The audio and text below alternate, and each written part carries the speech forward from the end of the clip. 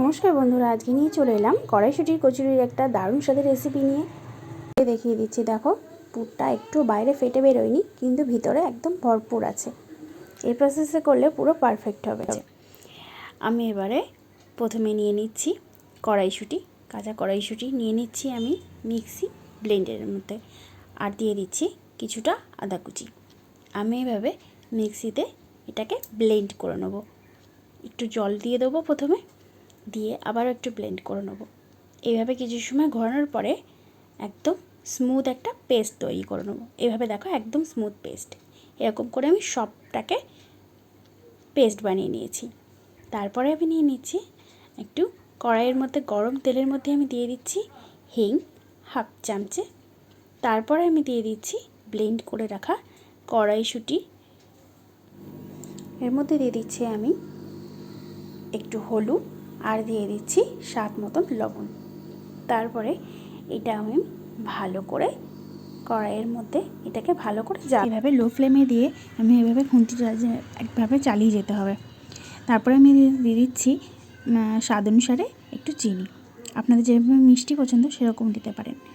মিষ্টিটা আমার দেওয়া হয়ে গেছে। আমি এইভাবে ভালোভাবে এটাকে শুকনো শুকনো করে নেবো। এটা একদম যখন শুকিয়ে অর্ধেক হয়ে যাবে আর খুন্তি দিয়ে তুললে এরকম থকথকে একটা ভাব এসে যাবে, তখন আমার এই পুরটা রেডি হয়ে যাবে। ব্যাস, আমার পুর রেডি হয়ে গেছে। এবার আমি ময়দাটাকে মেখে নেব। নিয়ে নিয়েছি ময়দা, একটু লবণ দিয়ে দিলাম, তার মধ্যে আমি দিয়ে দিচ্ছি তেলটা দিয়ে ভালো করে আমি ময়দার মধ্যে এটাকে মিশিয়ে নিচ্ছি। একদম বালি বালি মতন হয়ে যাবে যখন পুরোপুরি তেলটা মিশে যাবে, তারপরে আমি জল দিয়ে আস্তে আস্তে এইভাবে মেখে নিচ্ছি। এভাবে আস্তে আস্তে আমার মেখে নিতে হবে। মেখে মোটামুটি আমি এটাকে কিছু সময় একটু দলা পাকিয়ে একটু ঠেসে নেব। নিয়ে এইভাবে এটাকে আমি সেট করার জন্য প্রায় 8 ঘন্টা আমি এটা ঢাকা চাপা দিয়ে রেখে দিলাম। 8 ঘন্টা পরে ফিরে এলাম, ময়দাটা একদম সেট হয়ে গেছে।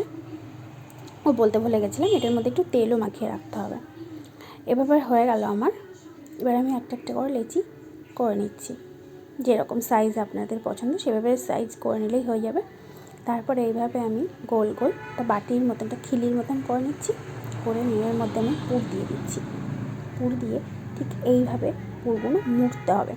এইভাবে পুরগুলো মুড়লে আর ফেটে বেরিয়ে আসার ভয় থাকবে না। এইভাবে পুরটাকে জাস্ট এভাবে করে নিই, ওপর গোল করে নিই, যেমন ছিল লেচি ঠিক সেরকমভাবে করে নিলাম।